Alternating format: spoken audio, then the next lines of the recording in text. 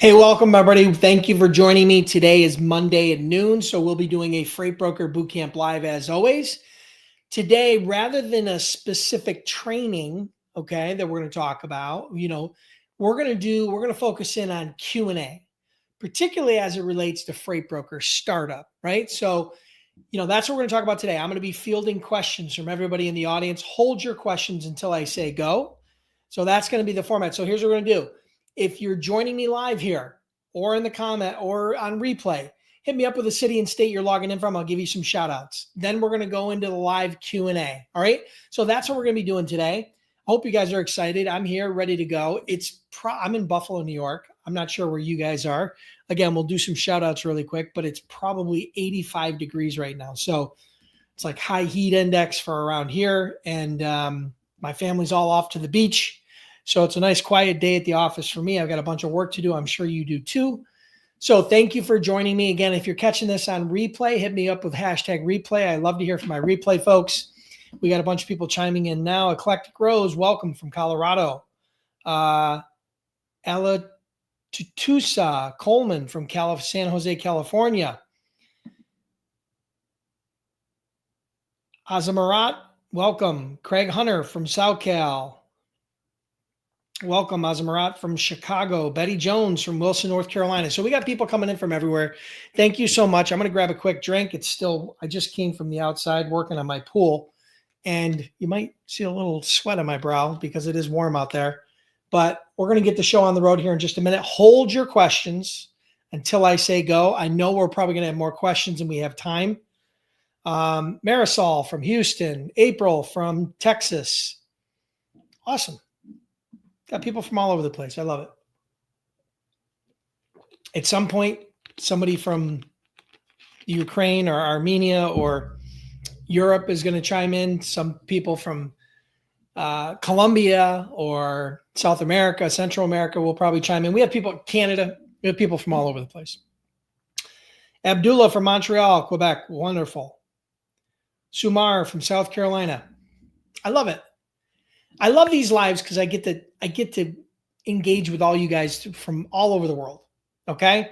Particularly the United States and Canada. But there's people, we've had people go through my Freight Broker Bootcamp startup program from over 16 different countries. The last my count, it was 16 different countries we've had students go through from places in Central America, South America, Mexico, Canada, US, all over Europe, Australia, Africa, Asia. I mean, we've had people from all over the place, England, all the major countries you can think of. Seamus from Miami, welcome. Brittany from Oregon. Adanika from South Carolina. Awesome. All right, guys, we're going to get the show on the road. So today we're going to focus on a Freight Broker Q&A specific mainly to startup. I mean, you can ask me any questions you want about Freight Broker startup or starting or growing a successful freight brokerage or freight agency. So without further ado, hit me up in the chat box with any questions you guys have. I hope you guys are ready. I hope you guys got some good questions. Maybe we'll be able to get in and out of here within about a half hour, 20 minutes to a half an hour, depending upon the questions you guys have. Usually, again, we have more questions than we have time. So let's do this. Let's go. Who's going to be first? Who's going to be the guinea pig? Who's going to be first up? Who's going to ask the best question today? We'll see. Cynthia from Maryland, as always. She's here every week. Cynthia's like Old Faithful. She shows up every week to these lives. Okay, question from Betty. Betty Jones asks, can you use AI for bidding? Well, I think you can use AI for gathering market intelligence around rates. But I don't think, particularly in truckload, okay, if you're talking about full truckload or partials, it might be a little easy. LTL rates are much more automated and easier to do because they're class and weight driven. But full truckload and partials, I think you can, gather market intelligence about that specific lane and that specific load and those specific requirements but I don't think that quoting is there. I don't think AI quoting is there yet, right? There's a lot of great data out there from different rating tools, whether you're using the DAT or whether you're using TruckStop. There's a lot of great rating tools out there. And it gives you an idea of where the spot market is. But to use it as a rating tool as a broker, I just don't think the technology is there. And I'm not sure that it'll ever be there. But right now, it's definitely not there, in my opinion. You can use those rating tools to gather really good market intelligence, because what you have to do as a broker is you have to do what I call find the market. You got to find the spot market for that specific load. So if it's a van load going from Buffalo to Atlanta, that has a certain rate. There's a buy rate. What a truck is going to cost you for a full truckload from Buffalo to Atlanta for a van. Now, if we looked at that exact same lane for flatbeds, that rate would be different. And if we looked at that exact same lane for reefers, that rate would be different. So every piece of equipment, every type of load, every lane has a different spot market, and it varies from day to day. Now, there's usually not a huge amount of volatility in those spot market rates unless there's a weather event or some seasonality or a spike in fuel or something like that, right? Or we have some sort of global disaster, right? Something like that. But there's a little bit of flexibility in those spot rates. So, I'm not sure that I would be comfortable or that I've seen a tool yet that will allow you to automate all your rating into AI. So, Betty, I hope that helps. That was a long, drawn-out version of the answer, but I hope I gave a little bit of color and character and texture to it so that it would make more sense. Next question. How do you get a license and get the contracts? Okay, so getting a freight broker license is actually fairly simple. It's a process of filing your application with the FMCSA, getting a few requirements like a freight broker bond, getting your, some of the other basics, your UCR, your BOC3. There's some basic check marks that you got to go through. There's 4 or 5 things that you have to complete as a part of your application process. And then at that point, the FMCSA, typically within 3 to 6 weeks, will deem your authority active. You'll have an active broker authority. And then from there, you can start brokering loads, right? So if you guys want let me just share this with you really quick, because I think this will save a lot of time. This will help a lot of people. If you guys are looking for the specifics of how to become a broker, right? 7 simple steps to become a broker. Go to freightbrokerbootcamp.com/7 steps. Download that. It's going to give you a full breakdown. It's going to give you a walkthrough of the 7 steps that you need to go through in order to become a freight broker or a freight agent. Okay. Well, it's geared towards broker, but I mean, a lot of that, there's a lot of crossover there, right? So if you download that, freightbrokerbootcamp.com/7 steps, you will get a download that you can take with you and use and write notes on or print out or do whatever you want. But it's a resource that's a roadmap on the 7 simple steps to become a freight broker. Okay, I think that'll probably help a lot. Now, the second part of the question, and get contracts. Okay, so there's a bit of a misnomer in the freight brokerage startup world where people think that everything is a contract, right? And that you get contracts with these shippers and that they guarantee you a certain amount of shipments, a certain amount of volume, a certain rate. And that's just not true.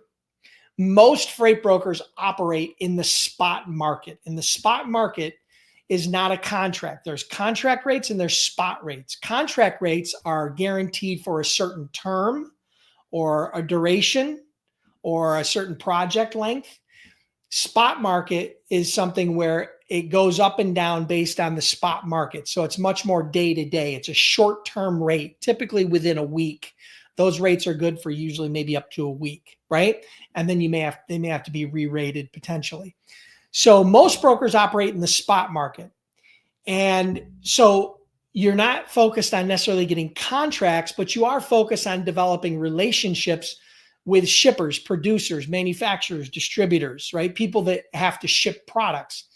So rather than thinking about it in terms of contracts, think about it in terms of relationships.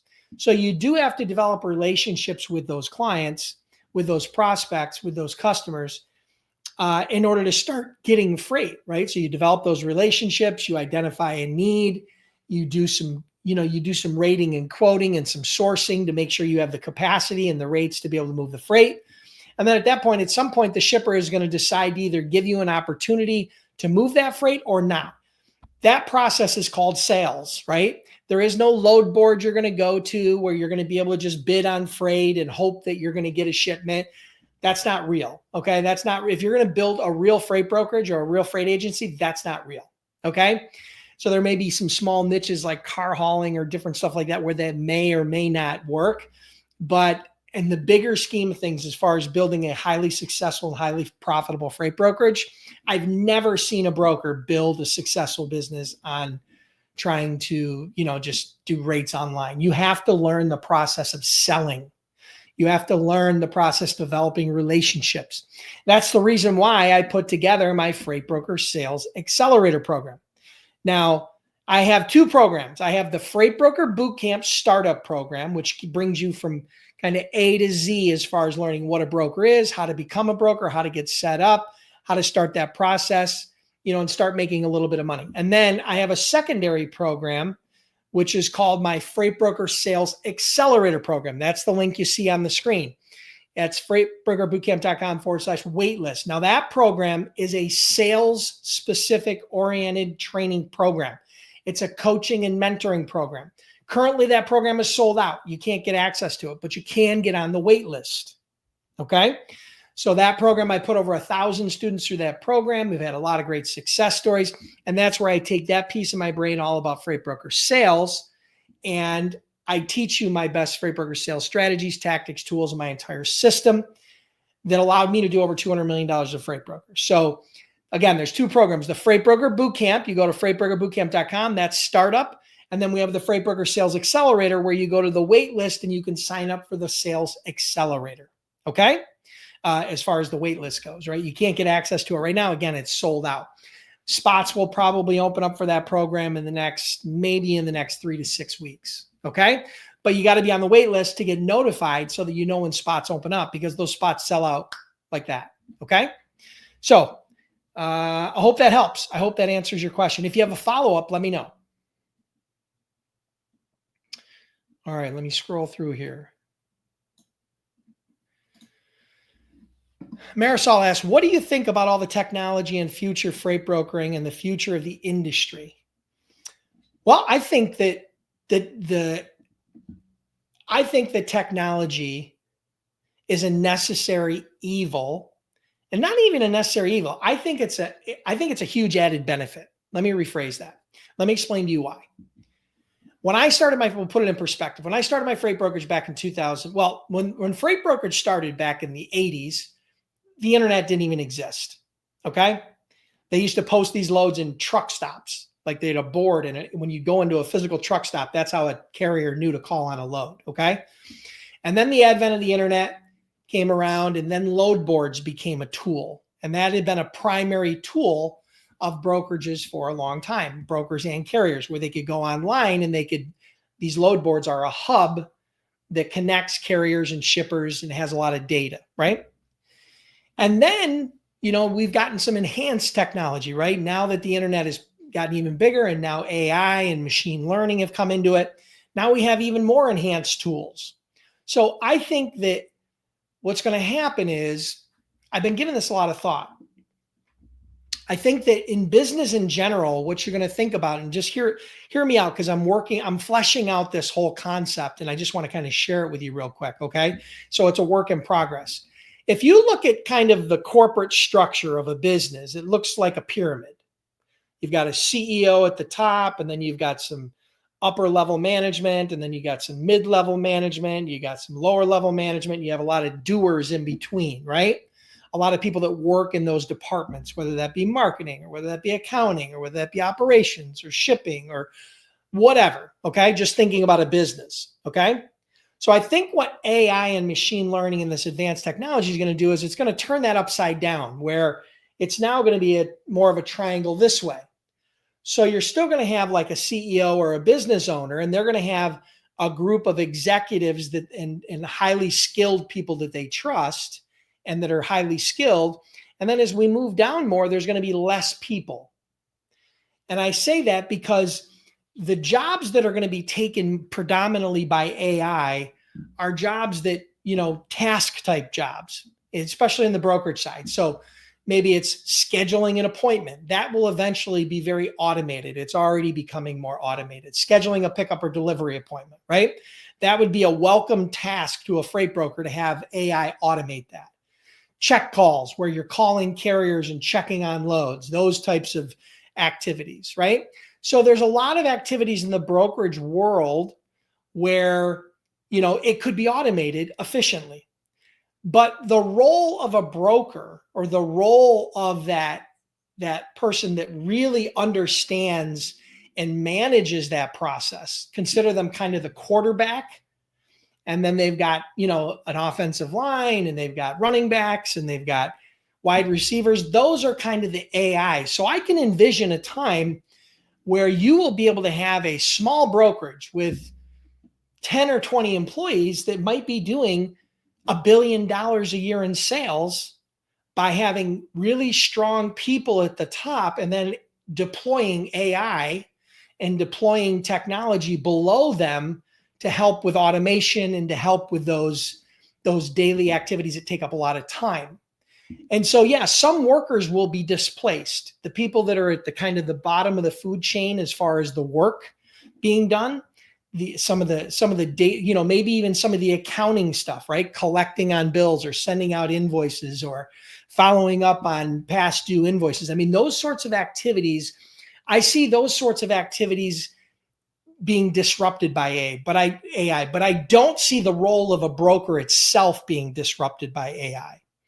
Okay. Just like I don't see the role of a CEO of a business being disrupted by AI. So I'm working on this concept, and it's, I've been kind of doing some research and giving it some thought, but that's kind of where I'm at right now. I think that AI, as long as you are let's not even talk about AI. Let's just talk about technology in general. If you embrace technology, it can be your best friend. If you stick your head in the sand, it can totally be to your demise. Okay. I mean, think about the whole Blockbuster example, right? Everybody had a Blockbuster video in their town, right? Especially if you're my age, in your 50s. There was thousands and thousands and thousands of Blockbuster videos. And then the internet came around, and they decided to put their head in the sand. And, there was a little company, little startup called Netflix. And then Netflix came in and basically just ate their lunch. And almost overnight, Blockbuster pretty much went out of business and went bankrupt.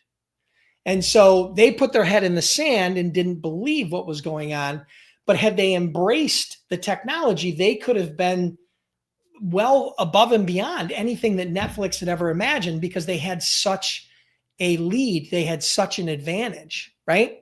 So what you don't want to do is you don't want to put your head in the sand from a technology perspective. You don't want to ignore it. You want to leverage it. It doesn't mean you have to do everything with technology, but as technology evolves, try to create efficiencies inside your business that, number one, serve the customer, and number two, serve you. Okay. So I hope that helps.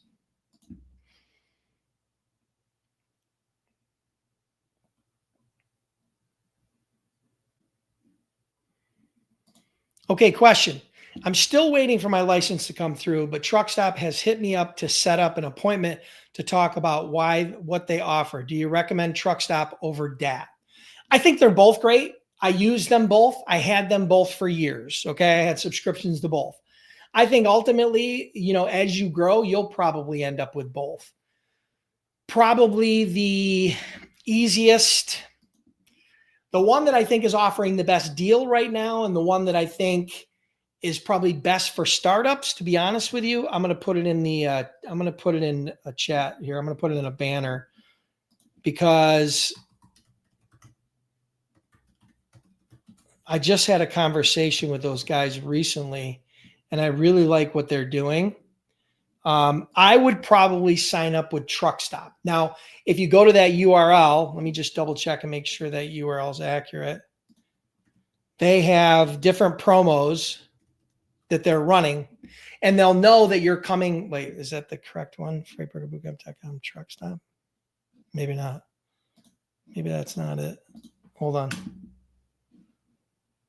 Yeah, that didn't work. But let me just look at something really quick. Hold on.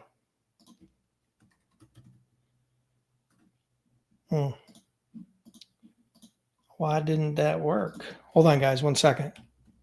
I want to give you that link because that link will help you for sure. Give me 1 sec.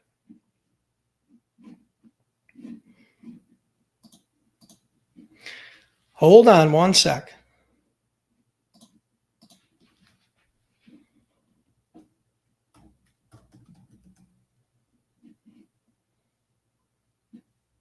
Oh, here we go. Okay. Yeah, I messed it up. I'm sorry. Give me 1 second. Here you go. All right. It's not that. We want to go in here.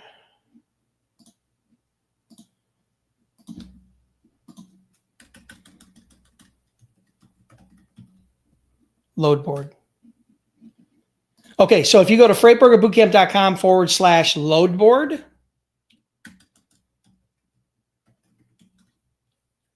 yep, there you go.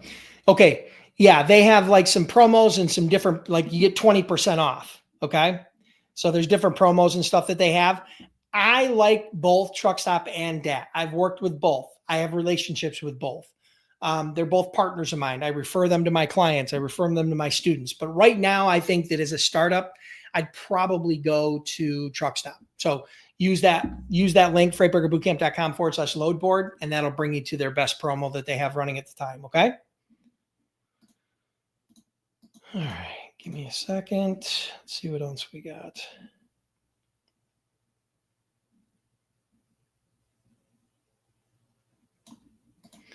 Okay, Andre asks, how can I stay competitive with rates, especially in the hotshot market, without selling myself short? Any pointers for pricing strategy when you're trying to win that first lane? Okay. Well, there's a couple of things that come to mind, Andrea, and that is number one, don't try to be the cheapest. Okay? Don't try to be the cheapest. You don't want to be the Walmart of freight brokerage. Okay. So you have to learn to sell value. You have to learn how to differentiate yourself. You basically have to learn how to stand up for yourself when they come in and tell you that you're $200 high or that you're $100 high or that whatever number high you are, right? You have to be able to stand your ground as opposed to what most brokers do, which is just give in and say, well, where do I need to be in order to get the freight? That's what most brokers do. Because they're weak salespeople. They don't stick to their guns. They don't sell value.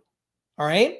So you have to learn to stand up for yourself and not focus on being the cheapest. With all that being said, okay, that should be your first course of action, sell value.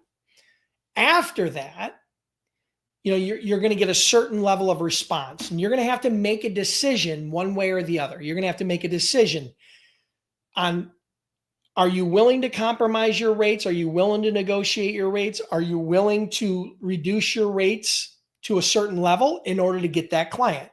Now, I do believe that having kind of what I call a loss leader can be a great strategy for getting new clients, especially if they're higher volume clients where there's a big upside because there's a lot of lanes and a lot of opportunities to line up for what you specialize in. So what that means is this. Let's say, for example, you quoted $2,000 and they told you they needed to be at $1,700, right? It's a pretty big delta there, $300 delta. It's hard to sell value on that unless you can really differentiate yourself. But what you don't want to do is just necessarily come down to $1,700. So I would say reducing your rates on getting that first lane or two moving can be a smart strategy as long as you don't just immediately go from 2,000 to 1,700. If you sell value and then you use what I call maybe like a trial close after you've sold value, which something like maybe like if I would you, like where it's a potential where you say, Andrea, if I could get closer to that 1700, I can't guarantee that we're going to get there, right? Because that's a pretty big delta, right? But we really want to earn your business. Would you be willing to give us an opportunity? So that's what I call a trial close. And if they say, no, you have to beat the 1700, then I now know where I need to be. If they say yes, now I also know where I need to be, and I have to make a judgment as to am I willing to drop. But I wouldn't have done any of that until after I had sold value. And selling value is what makes you different, right? Is your experience, is how you vet carriers, is the carrier relationships you have, the customer relationships you have, your service policy. Do you hang up the phone at 5 o'clock, or are you going to pick up the phone at 11 or 12 or 1 o'clock in the morning, right? So that's selling the value. I think the testimonials you have from past customers or from current customers, that goes a long way into selling value, right? There's that old adage, when you say it about yourself, it's bragging, but when someone else says it about you, it's proof. So I'm just brain dumping here, but I think the pricing strategy, I think that you're onto something there with maybe having a little bit of a loss leader, because here's what you have to understand about the freight business. And this is like a phenomenon that's like, it's like 90+% true, right? Very rarely does it not come true. And that is, once you get that first load moved, if you do a good job and everything goes according to Hoyle with no problems, the probability of you getting another load is almost 100%. Okay?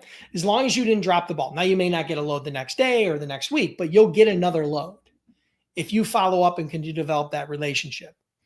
So breaking traction and getting that first load is the hardest part. So sell value and then make a decision as to where you're willing to negotiate to get that first lane moving, because you know that if you start moving that first lane and you do a good job, over time, you'll be able to raise those rates up. And maybe you're not making 15 or 20% on that initially. Maybe you're only making 10% initially, right? But on that lane, you'll be able to negotiate those rates up slowly over time. Plus, you'll be able to expand into other lanes and other opportunities.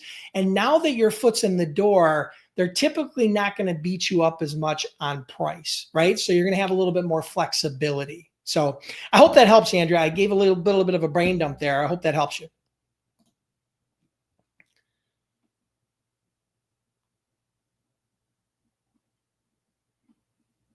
I'm scrolling through questions. If you guys have more, hit me up in the comments. We've still got a few minutes.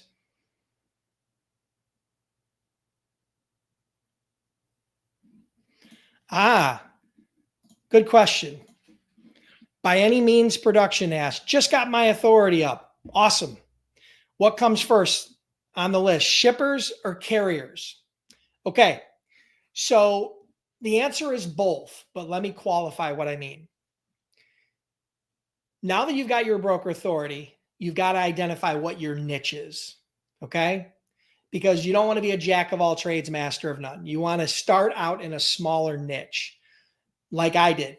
Van, Northeast, outbound, right? So if it picked up in New York or PA, New Jersey, up through New England, and it went on a van and it went north, and it went west or south, that was my niche. And I'm just using that as an example. Okay. So you identify your niche. As a part of that niche, while you're identifying that niche, you're going to want to do some due diligence, right? Some due diligence using the load board, using the internet, using whatever resources you can access to identify, particularly load boards, the carriers and the rates that are coming in and out of that market, depending upon your niche. So you're going to want to identify a list of shippers in that niche. So what we did is we figured out the different industries and the different types of companies and products that were shipping out of the Northeast. We made a list of them. And then we also identified who the carriers were that were going to major destinations. Like, for example, if it was Mass to Illinois, we knew who some of the carriers were. But we didn't have to know all the carriers, and we didn't have to have contracts with all those carriers before we started selling. So again, there's a certain amount of due diligence that you want to do, and then you have to engage. So after you've done that basic level of due diligence, I'm going to say you're going to have that list of shippers and you're going to have to start calling customers. And the reason why you're really going to focus on customer relationships first is because those customers have specific needs. If you find a carrier that's operating out of Maine and you've got shipments going out of New Jersey, that carrier in Maine is probably not going to do you any good because there's no synergy there, right? They don't line up. But if you find a shipper out of New Jersey, just a hypothetical, and it's shipping from, New Jersey to Ohio, hypothetically, right, on a van, you're going to need to find a specific van carrier that has a truck available in New Jersey or the surrounding area that wants to go near Ohio. And so that's where the load boards are going to come. Most of your new carrier relationships that you develop as a startup, when it comes to startup, are going to come from loads that you're posting on the load boards, right? And then you're going to develop relationships with those carriers, and then you can call on those carriers without posting a load anytime you have another load that matches their needs, if that makes sense. So the short answer to that is you're going to do due diligence on shippers and carriers in your niche, but then you're going to focus on developing relationships with shippers first, and then you're going to backfill the carriers based upon that shipper's specific needs, whatever their equipment type, whatever their lanes, and so on. Okay? So I hope that helps.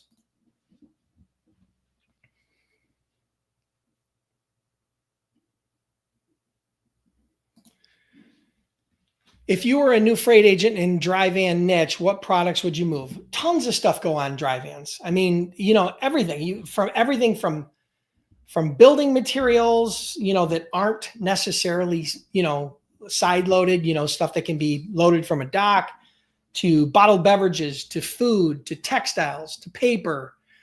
There's so many different products that can be put on a van, right? The key is that the types of products that go on a van can't typically be exposed, okay? Meaning they can't go on a flatbed. You're not going to tarp them. So anything that can't necessarily go on a flatbed can usually go, or a flatbed version, can go on a van in some way, shape, or form. And it's typically, most van freight is palletized, right? So it's going to be on a pallet. Not always, but most freight is palletized.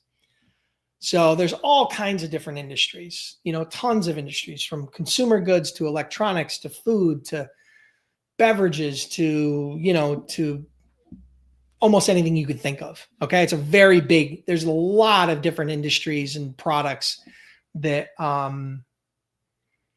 on vans. Oh, let me shut this off real quick, that banner. And by the way, if you guys are looking for that load board, here it is right there. Again, freightbrokerbootcamp.com/load board. That's where you get the special deal on Truck Stop.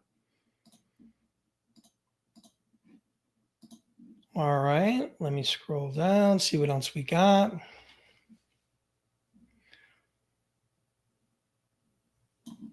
Okay, good question. Chase Cho asked, cold emails versus calls. It's not an either or, it's both. Okay, I'm a big believer in having what I call a multi-channel outreach strategy. So cold calls, emails, LinkedIn, face-to-face, and even direct mail sometimes, okay, where you're sending out a letter or some sort of a package of some sort. I mean, it really depends. But yeah, I'm a big believer in a multi-channel outreach strategy, because here's the reality, Chase.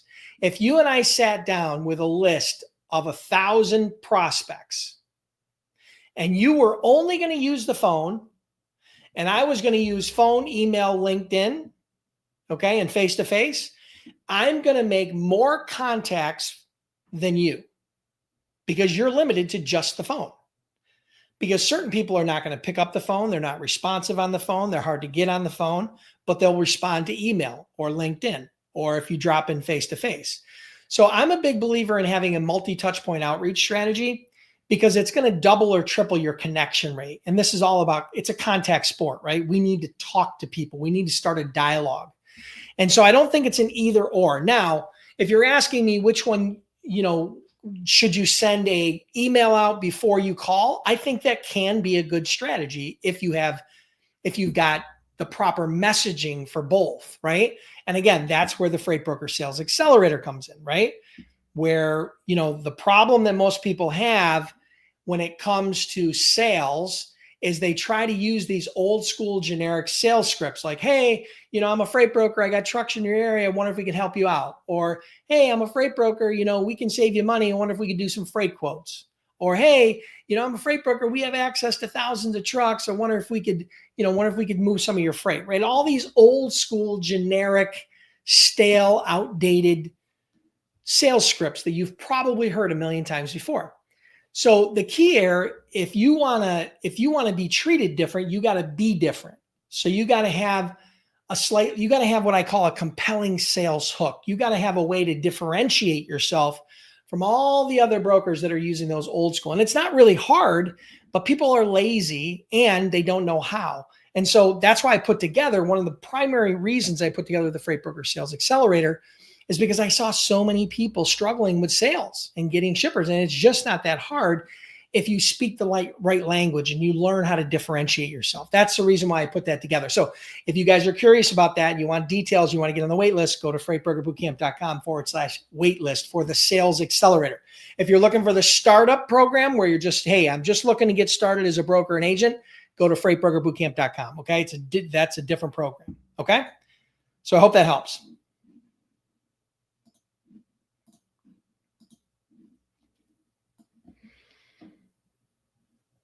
Give me a minute. I'm scrolling.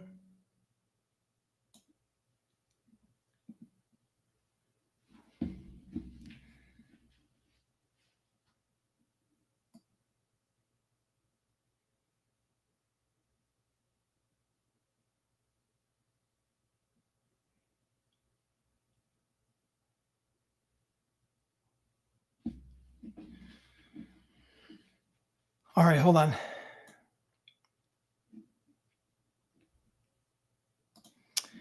Cynthia, have I ever used Trucking Planet? No, I've heard of them, but I've never used them. What are you trying to use them for?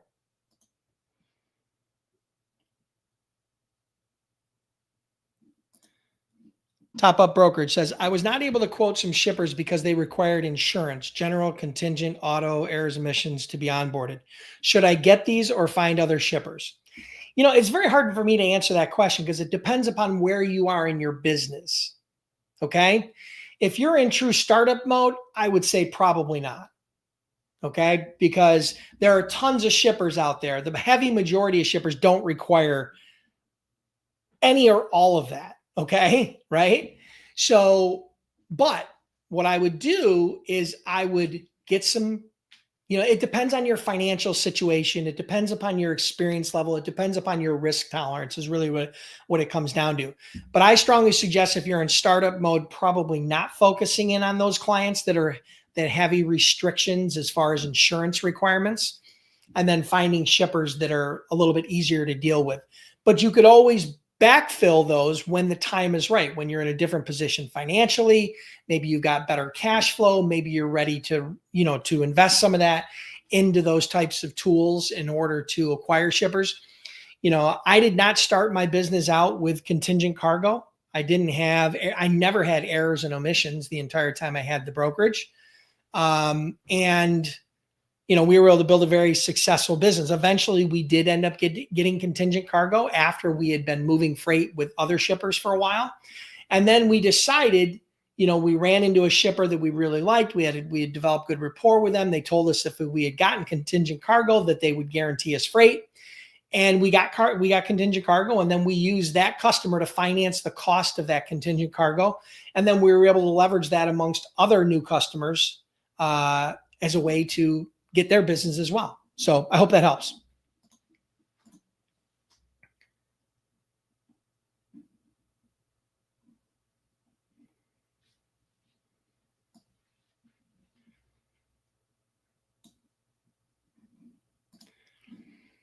Seamus, from the time you received your authority, how long until you booked your first load? So from the time that we started operations, I'm going to give you that date. Okay. from the date we started operations was the first week of January. Okay. I think we definitely moved our first shipment within 2 weeks. Okay. Now that's not always the case. I've had students that have moved shipments their first week. I've had students that have taken months to move their first shipment. Okay. I had one student that it took them like 6 months to move their first shipment.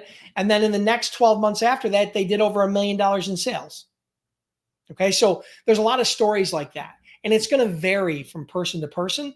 But I think, depending upon your background, depending upon how aggressively you're pursuing this, depending upon how good you are at following systems and actually following through on the steps that you need in order to get and support clients, I think anywhere between a couple weeks and a couple months is realistic.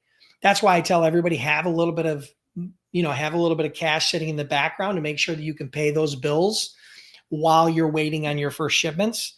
But you have to understand, when you first start this business and you go operational, you've got to prospect like your life depends on it, because it really does. And again, you need to get that cash flow is like oxygen. And we all know what happens. If we don't have oxygen, we die. And if a business doesn't have cash flow for too long, it dies.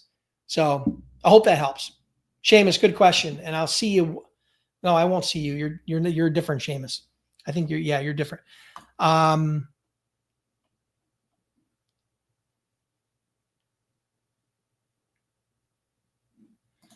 Okay.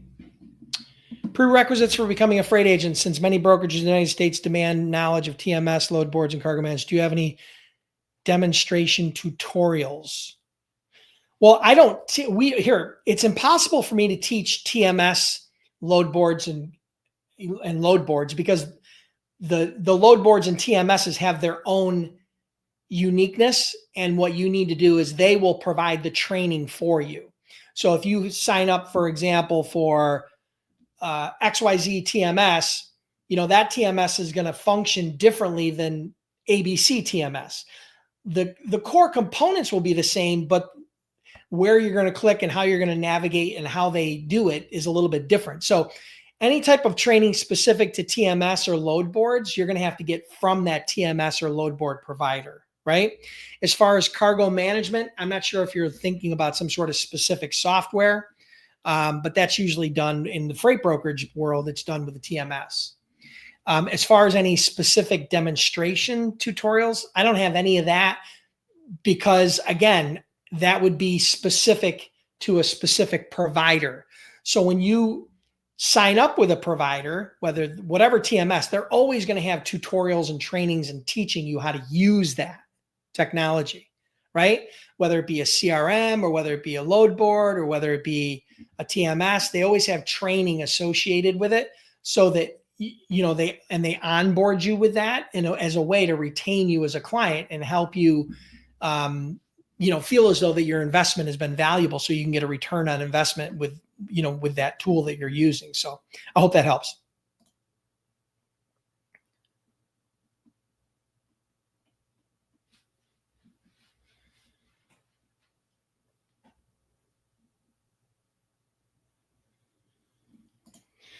Kevin has a question. New MC carrier. Would someone want pictures of equipment before sending a carrier? So you're a carrier, Kevin?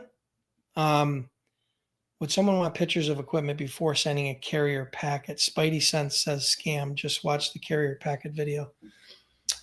Well, brokers and carriers are being much more careful when it comes to vetting providers, whether you're vetting a broker or whether you're vetting a carrier.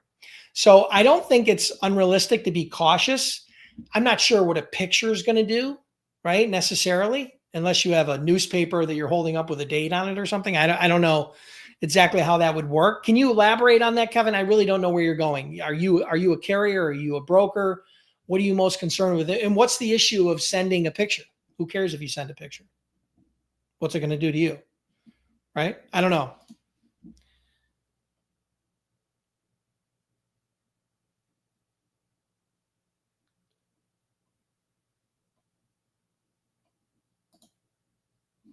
Prince Hulk, do you know when the ED 205 is shipped to Tony's Fire Station Center? No, I don't. I have no idea. I don't even know what you're talking about.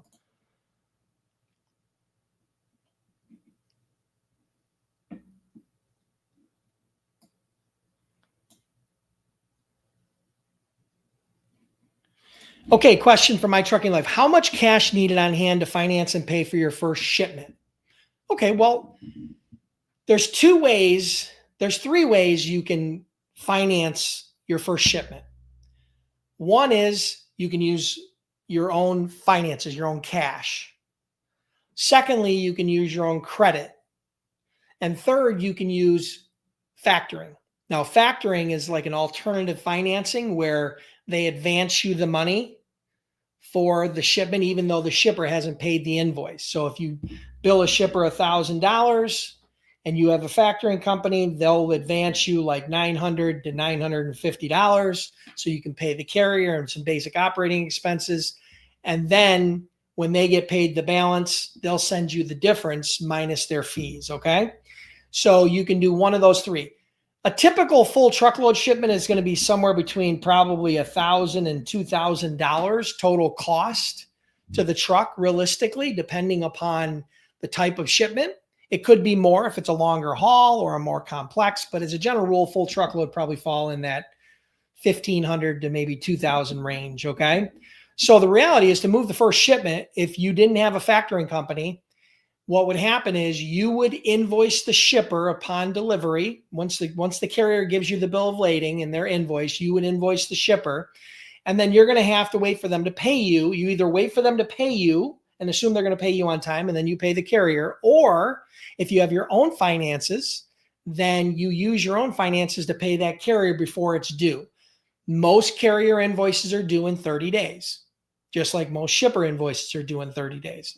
So you can see how if a shipper doesn't pay you fast enough, you can't have the money to pay the carrier. But if the shipper pays you quicker, you got the money to pay the carrier. So you have to be prepared either with factoring or with your own financing to be able to pay those invoices. Most people use factoring because it's what I call OPM, other people's money, right? So there's a little bit of a cost to it, but it allows you to get the business moving along and start generating cash flow without fear of not being able to pay your carriers on time. So I hope that helps.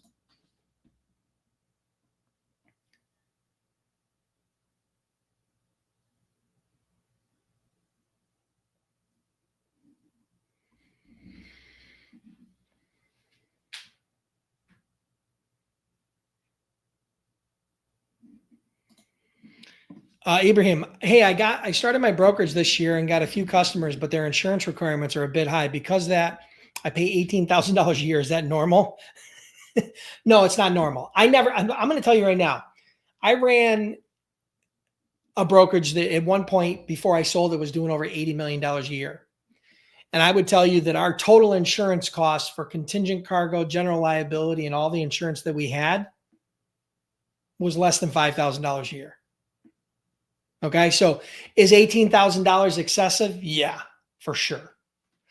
I don't know what special requirements they have. I don't know what type of business you're doing with them.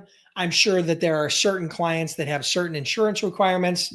But if you're in a startup mode, that cash that you're spending sounds like it's kind of choking you and it's constraining you from growing your business. Imagine what you could do with $18,000 in cash to generate new clients that don't require that type of insurance.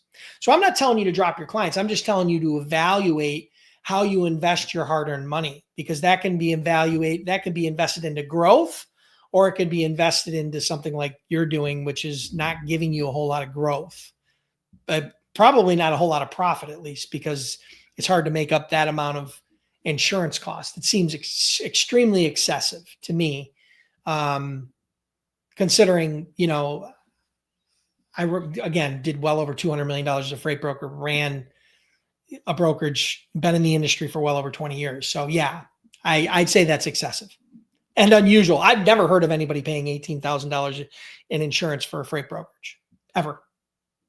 So hope that helps.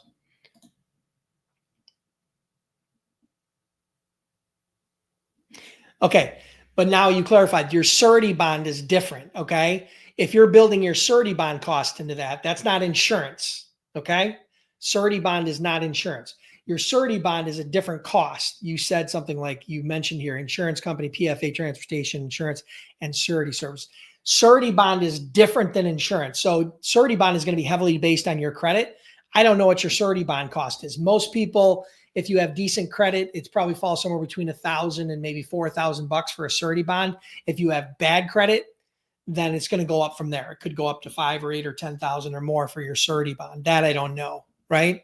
But you're talking about insurance. I'm talking about general liability, contingent cargo, errors and omissions, things of that nature. That's insurance.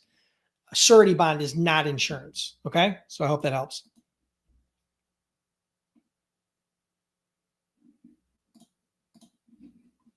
Seamus, what's the typical time frame for paying a carrier on a shipment? Depends on when they want to get paid. Typical credit terms are 30 days. That's very normal credit terms. They get paid in 30 days from the day they invoice you and provide you a signed bill of lading. They get paid 30 days after, not from the delivery date, but from when you get the invoice and the signed BOL. Okay, then that's when the clock starts ticking. Typically, it's 30 days.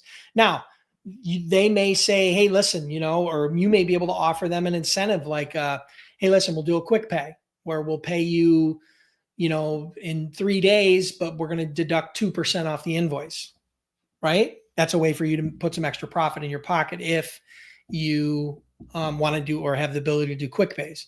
But typical credit terms are 30 days with carriers. Same with shippers.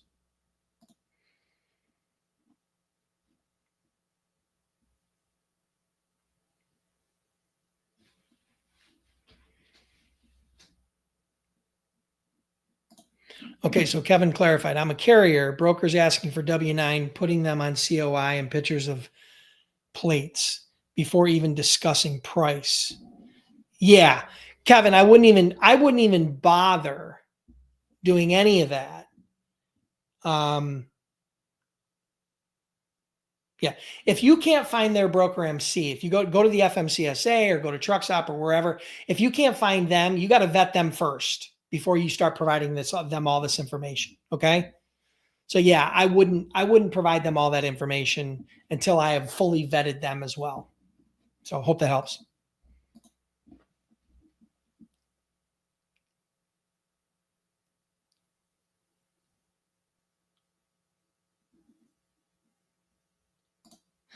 Yeah, Ibrahim, this is some very specialized freight and heavy duty requirements. So yeah, that's a business decision you have to make. Is it worth the investment? That's the only question. The only person who can answer that is you. But I can tell you, in all the years that I did brokerage and in all the years that I've consulted with clients, I've never had a client ever or myself who have ever invested $18,000 into insurance to get a client or anywhere near that. Okay. But that's a decision you can make. If you're turning that $18,000 into $180,000 and you're getting a 10x return on your investment, well, then it's probably a good deal, right? But if you've invested $18,000 and you haven't gotten a return and you're losing money just to do business with that client, well, then it probably doesn't make sense in the big scheme of things.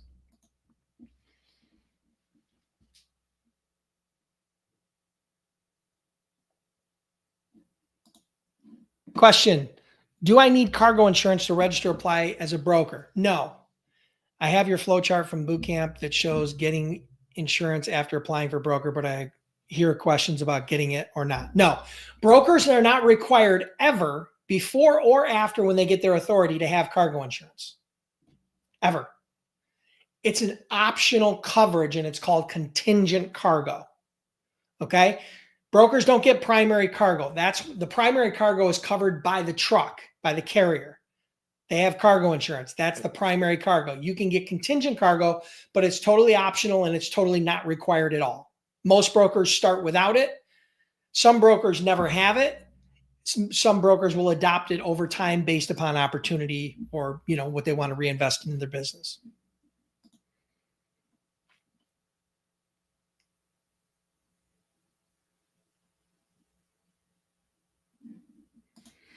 Question for My Trucking Life. I have my authority since January and have been looking at a TMS software. when would you recommend getting a TMS, or do I even need it? You will need a TMS when you start moving loads. If you're not moving loads, then you probably don't need the expense of a TMS right now. You could move your first 5 or 10 or 15 or 20 loads on paper or on a spreadsheet if you wanted. Okay. Now, once you start moving regular freight, you're going to want a TMS because you're going to need to be able to more efficiently track and manage that freight. And you're going to need a more efficient way to track and manage your accounting components of it, right? Billing. You're going to need a more efficient way to do that once you start moving predictable freight. But your first 5 or 10 loads, you don't even need it. You could just do it on an Excel spreadsheet or in a folder on paper. You really don't need anything high tech. You will need access to a load board, right? Which is different than a TMS, but sometimes they're connected where you'll post your loads in a TMS and it'll automatically post to different load boards. That's a feature that most load boards have. But yeah, you don't absolutely need it at the outstart, but once you start moving freight, you're going to want to get one.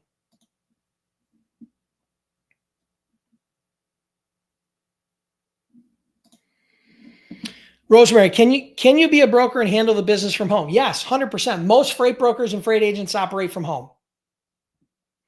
That's one of the greatest parts about it. No commute, right? You get the convenience of working from your own office at home, whether that be your kitchen table, whether that be your living room, whether that be your office setting like you have here. You need a computer, phone, and internet. That's basically what you need. And a desk and a chair. Yeah, so you can absolutely start from home. Almost, I would say 95% of all of my students that have started a successful freight brokerage started from home. Now, some of them later migrated into an office setting, right? But remote work has become much more acceptable now than ever. So I have brokers who have larger businesses and agents who have larger businesses that their staff is all remote and they don't even need an office. So hope that helps. Good question, Rosemary.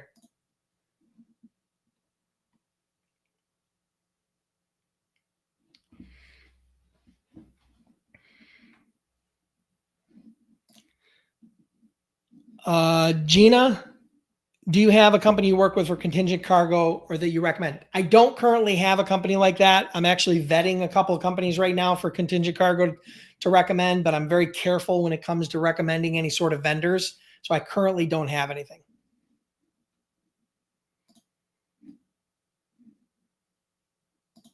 Rosemary, if you need help to start, go to freightbrokerbootcamp.com. You can sign up and get instant access to the training, and we offer a 60-day, 100% unconditional money-back guarantee. Can't make it any easier than that, okay? You can get started with a 1-year gold membership to bootcamp for $185. Plus, we offer a 60-day, 100% unconditional money-back guarantee, okay? So that's your best option.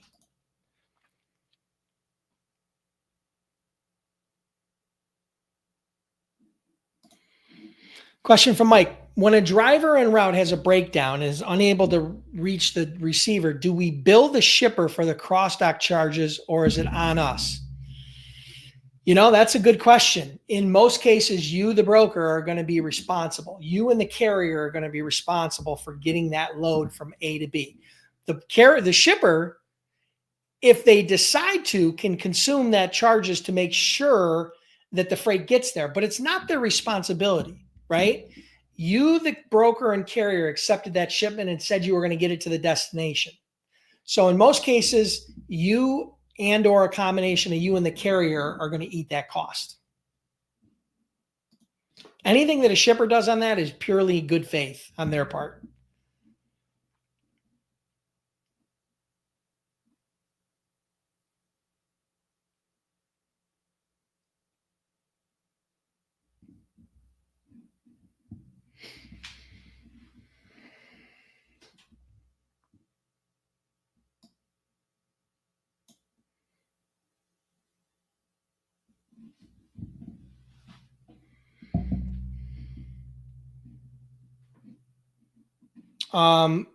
Rosemary, if you're looking for the website, here.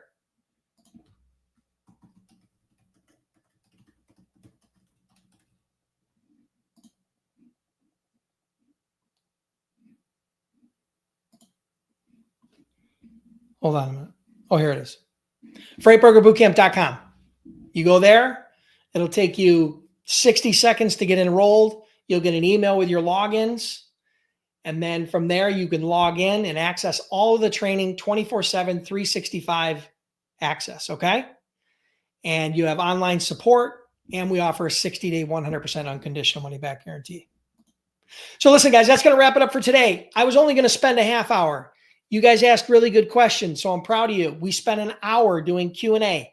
If you guys got value out of this, if you learned anything, if you want me to come back and do these types of Q&As in the future, or these live trainings, hit me up in the comments. First of all, hit the like button no matter where you're at. If you're on LinkedIn, if you're on Facebook, if you're on YouTube, wherever you're at, hit the like button and hit me up in the comments and let me know 1 to 10. Was this valuable? 1, Dennis, this was terrible. It sucked and it was a waste of my time. 10, I loved it. I'll be back for more, and I really appreciate you answering those questions. If it's anything less than an 8, just give me a reason. Tell me why, okay? I did my best. I hope I gave you guys some valuable answers. On YouTube, I have, I think, over 300 free training videos that you guys can consume for $0, right? And again, we do have the Freight Broker Bootcamp Startup Program, which is on the screen. If you're looking for someone to hold your hand and give you a system from A to Z, how to become a freight broker, freight agent in 30 days or less. I've put over 10,000 students through that program. And again, we offer a 60-day, 100% unconditional money back guarantee. So I hope that helps. Give me some feedback. Awesome. Good feedback. You're welcome. Eclectic Rose, you're welcome, as always. Coleman, you're welcome. Thank you.